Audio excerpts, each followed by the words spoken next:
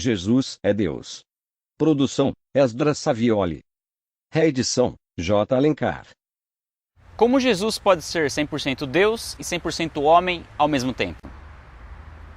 Quando falamos no homem Jesus Cristo, não estamos simplesmente nos referindo a alguém bom, sábio e influente que viveu há muitos séculos atrás. É algo muito mais profundo. De acordo com a Bíblia, trata-se do próprio Deus assumindo a natureza humana. A Bíblia claramente se refere a Jesus como sendo Deus. O Verbo era Deus, Deus unigênito, Senhor meu e Deus meu, Deus bendito para sempre, nosso Deus, grande Deus, verdadeiro Deus e Deus forte. A Bíblia também declara que ele possui todos os atributos exclusivos de um ser divino: onipotência, onisciência, onipresença, eternidade, soberania e imortalidade.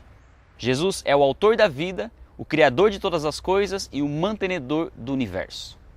O Deus único, que existe eternamente como três pessoas, Pai, Filho e Espírito Santo, se fez semelhante a nós na pessoa de Jesus Cristo, o eterno Filho de Deus. O fato de ter nascido de Maria, sendo concebido pelo poder do Espírito Santo, demonstra a infinita sabedoria de Deus em combinar a influência humana e a influência divina no nascimento de Jesus. Se pensarmos por um momento em outros meios possíveis pelos quais Cristo poderia ter vindo ao mundo, nenhum deles uniria com tamanha clareza a humanidade e a divindade em uma única pessoa. Jesus foi em tudo semelhante ao homem, à exceção do pecado. Ele nasceu como nascem os bebês, passou por um processo de aprendizado, assim como acontece com todas as crianças. Ele aprendeu a comer, a falar, a ler, a escrever, a ser obediente aos pais. Tinha sentimentos, emoções e vontades humanas. Ficava cansado, tinha fome, sede e estava sujeito a fraqueza, angústia, dor e morte. Mesmo após a ressurreição, Jesus permaneceu com sua plena natureza humana. A diferença é que na ressurreição, o seu corpo perecível se transformou em um corpo glorificado, assim como acontecerá com todo aquele que crê na sua vida, morte e ressurreição. Mas a pergunta é: como Jesus poderia ser onipotente e ainda assim sentir dor? Como poderia ser onisciente e ao mesmo tempo não saber o dia da sua volta? Como poderia ser imortal e ainda assim ter morrido em nosso lugar? Pela dificuldade que temos em compreender esse paradoxo, é comum pensarmos que Jesus deixou de ser Deus enquanto esteve na Terra, que realizava milagres somente pela ação do Espírito Santo ou que recebeu poder divino somente após o batismo. Mas de acordo com a Bíblia, em momento algum Jesus deixou de ser Deus, nem mesmo durante a infância. Jesus foi chamado de Senhor mesmo quando ainda estava no ventre de Maria e também quando ainda era bebê. O próprio Jesus, enquanto homem, afirmou ser Deus. Demonstrou sua onipotência, sua onisciência e declarou sua eternidade. Por inúmeras vezes, Jesus aceitou ser adorado pelos homens, diferente de Paulo, Pedro e até mesmo de um anjo, que rejeitaram receber adoração e deixaram claro que o único digno de ser adorado é Deus. E além disso, outra forte demonstração de que Jesus permaneceu sendo Deus enquanto homem foi o fato de perdoar pecados. Somente aquele que recebe a ofensa é que pode perdoar. Se Jesus não fosse Deus, não haveria nenhuma ofensa contra ele e, consequentemente, ele não teria autoridade para perdoar pecados. Como escreveu C.S. Lewis, se Cristo não é Deus, então ele não poderia ter sido um profeta exemplar ou um grande professor de moralidade, pois ele afirmava ser Deus. Se não era quem dizia ser, então era um mentiroso ou um lunático, e dificilmente um grande mestre de moral ou um profeta.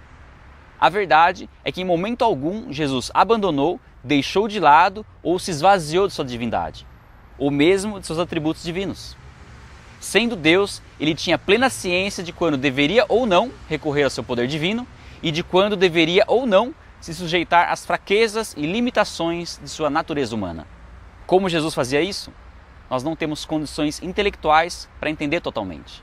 Este é e permanecerá como um dos mistérios mais profundos da fé cristã. Contudo, a fundamentação bíblica, tanto da perfeita divindade como da perfeita humanidade de Cristo, é incontestável. E assim como acontece no caso da Trindade Divina, não cremos porque entendemos, cremos porque é bíblico. Todas as tentativas realizadas ao longo da história A fim de simplificar essa doutrina para torná-la mais compreensível, sempre se revelaram falhas e antibíblicas. 3 delas aconteceram já nos primeiros séculos da Igreja. A primeira defendia a ideia de que Deus assumiu um corpo humano sem alma ou espírito, sendo estes provenientes apenas da natureza divina. Porém, se Jesus tivesse assumido apenas um corpo, sem alma ou espírito humano, não seria um homem completo. A segunda entendia que havia 2 pessoas distintas em Cristo, uma pessoa humana e outra divina. Mas ainda que possamos distinguir ações de natureza humana e ações de natureza divina em Cristo, a Bíblia claramente aponta Jesus como uma única pessoa. E a terceira entendia que a natureza humana de Cristo foi absorvida pela natureza divina, de modo que as 2 naturezas se modificaram, dando lugar a um terceiro tipo de natureza. Mas se assim fosse, Cristo não seria nem verdadeiramente Deus, nem verdadeiramente homem. E porque sempre foi e continua sendo tão importante defender a coexistência de 2 naturezas, divina e humana, na pessoa única de Jesus Cristo. Primeiro, porque este é o ensinamento bíblico. E segundo, porque no próprio plano divino de salvação era absolutamente essencial que o mediador fosse verdadeiramente Deus e verdadeiramente homem. Somente um ser humano, sujeito a sofrer no corpo e na alma, e que vivesse as profundas misérias da humanidade, poderia se identificar com todas as nossas experiências e provações.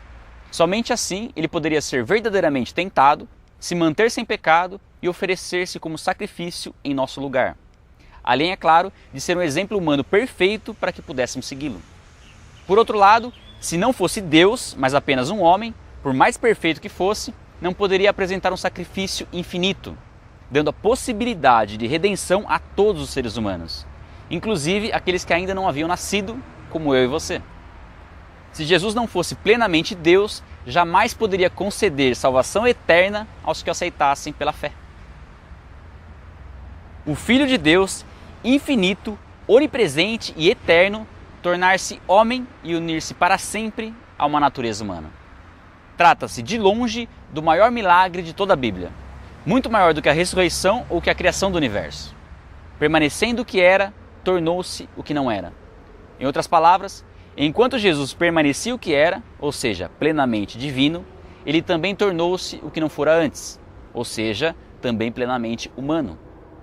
Jesus não deixou nada de sua divindade quando se tornou homem, mas assumiu a humanidade que antes não lhe pertencia. Sendo gerado pelo Espírito Santo no ventre de Maria, nasceu e viveu sem pecado, morreu pela humanidade, ressuscitou dos mortos e hoje continua vivo e viverá para sempre, sendo 100% Deus e 100% homem.